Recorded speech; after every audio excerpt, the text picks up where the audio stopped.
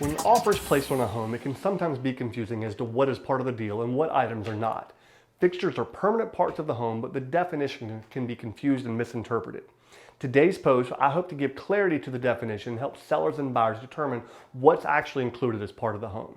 This is the Terms, Tips, and Tricks for Real Estate, episode 123, Fixtures.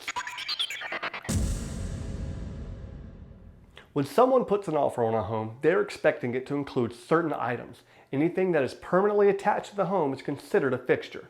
The list of fixtures is clearly spelled out in the offer to purchase submitted by a buyer, and that same list actually exists in the listing agreement signed by the seller and the agent. Fixtures are items that are part of the home and should be there when all personal items are removed before closing. I like to describe this as anything that would stay in the home if we took off the top, turned it upside down, and shook it. If it stays, it's a fixture, and if it falls out, it's personal property. Examples of fixtures would be window shades, built-in shelving, and major appliances like the stove and built-in microwave. Personal property would be non-affixed furniture, rugs, and decorative items. It can be confusing and easy to misinterpret.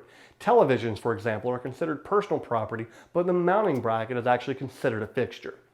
The list can be different from state to state. In our region, we have a great deal of military buyers for Coast Guard Station Elizabeth City and the Hampton Roads military installations like Langley and Norfolk Naval.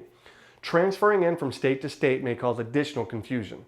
An example is the refrigerator here is considered personal property. That is different in other states. Ask your agent to clarify any items that you may be confused about. Until next time, I'm Chris Whitehurst. Welcome home.